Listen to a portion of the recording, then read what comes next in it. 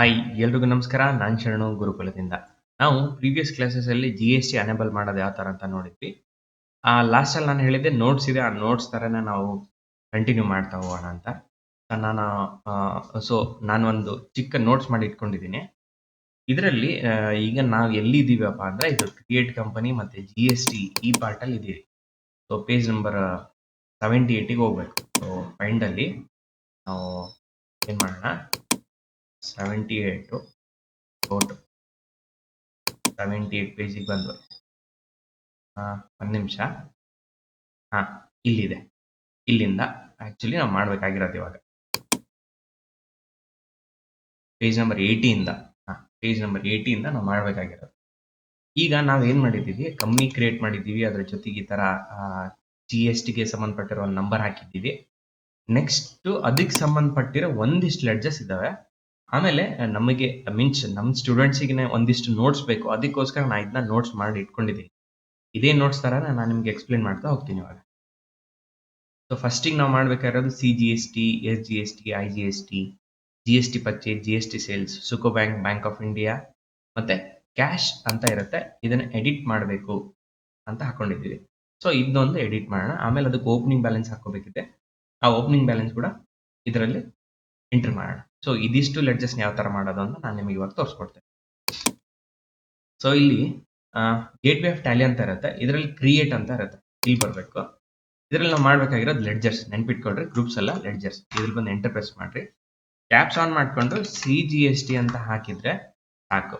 ಅಂದ್ರೆ CGST means central goods and services tax. ಇದನ್ನೆಲ್ಲ ನಾವು ಪ್ರೀವಿಯಸ್ ಕ್ಲಾಸಸ್ ಎಕ್ಸ್ಪ್ಲೇನ್ ಮಾಡಿದೀವಿ. ಆಮೇಲೆ ಇದು ಸಿಲೆಬಸ್ ಅಲ್ಲೂ ಬಂದ್ಬಿಟ್ಟಿದೆ ಆಲ್ರೆಡಿ. ಇವಾಗ ಇದಕ್ಕೆ ಅಂಡರ್ ಅಲ್ಲಿ ಡ್ಯೂಟೀಸ್ ಅಂಡ್ ಟ್ಯಾಕ್ಸಸ್ ತಗೋಬೇಕು. ಇಲ್ಲಿ GST ಅಂತ ಸೆಲೆಕ್ಟ್ ಮಾಡ್ಕೋಬೇಕು. ಅದಾದ್ಮೇಲೆ ಟ್ಯಾಕ್ಸ್ ಟೈಪ್ ಅಲ್ಲಿ ಇದು ಸೆಂಟ್ರಲ್ ಟ್ಯಾಕ್ಸ್ ಗೆ ಸಂಬಂಧಪಟ್ಟಿರೋದು, ಅಂದ್ರೆ CGST ಸೆಂಟ್ರಲ್ ಟ್ಯಾಕ್ಸ್ ಗೆ ಸಂಬಂಧಪಟ್ಟಿರೋದು ಅಂತ ತಗೊಂಡು ಎಂಟರ್ ಪ್ರೆಸ್ ಮಾಡ್ತಾ ಬರ್ರಿ. ನಾಟ್ ಅಪ್ಲಿಕೇಬಲ್ ಇಟ್ಕೊಂಡು ಸೇಮ್. SGST ಅಂತ ಹಾಕ್ರಿ. Duties and taxes same GST ತಗೋಬೇಕು. ಎಸ್ ಅಂದ್ರೆ ಸ್ಟೇಟ್ ಟ್ಯಾಕ್ಸ್, ಇದು ಸ್ಟೇಟ್ ಗೆ ಸಂಬಂಧಪಟ್ಟಿರೋ ಟ್ಯಾಕ್ಸ್ ಅಂತ ತಗೋಬೇಕು. ಎಂಟರ್ ಪ್ರೆಸ್ ಮಾಡ್ತಾ ಬಂದು ಸೇವ್ ಮಾಡ್ತೀವಿ.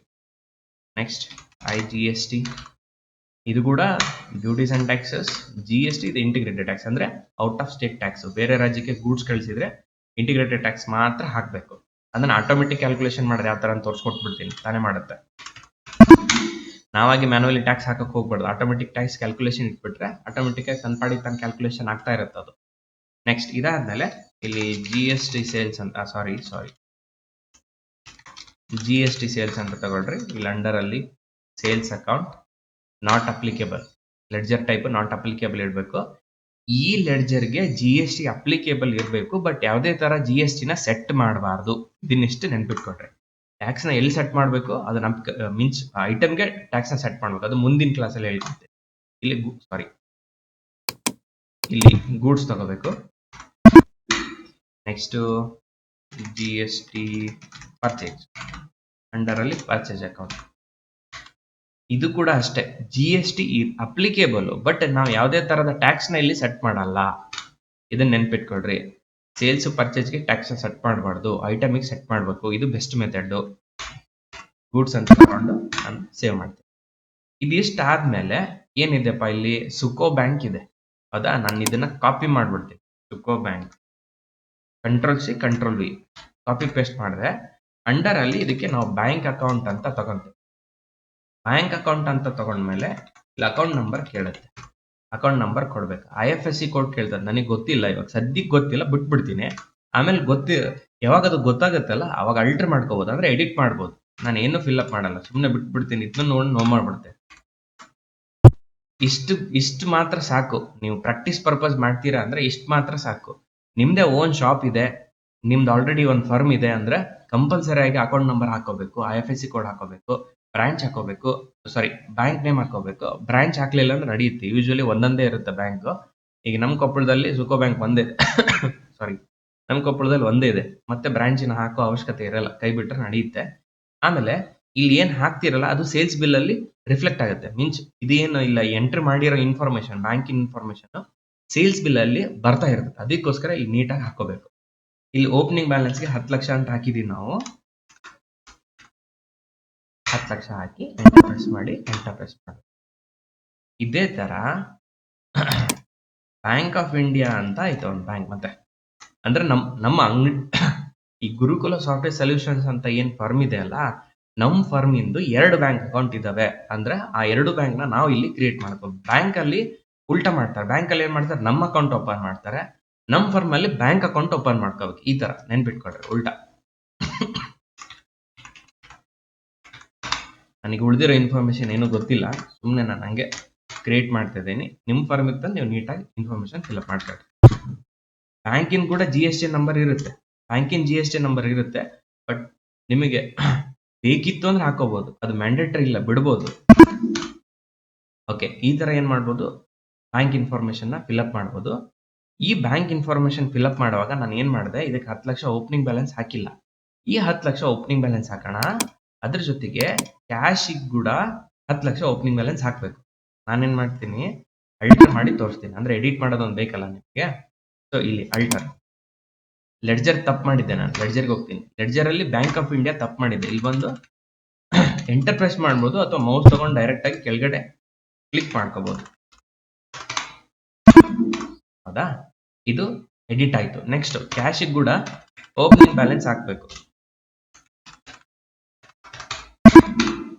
ಆಯ್ತು, ಕ್ಯಾಶ್ ಕೂಡ ಏನ್ ಮಾಡಿದ್ವಿ, ಓಪನಿಂಗ್ ಬ್ಯಾಲೆನ್ಸ್ ಹಾಕೊಂಡು.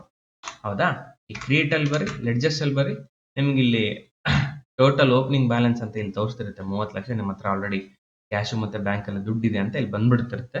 ಅದ್ರ ಜೊತೆಗೆ ಇಲ್ಲಿ ಹೊರಗಡೆ ಬಂದು ನೀವು ಬ್ಯಾಲೆನ್ಸ್ ಶೀಟ್ ಅಲ್ಲಿ ಹೋದ್ರೆ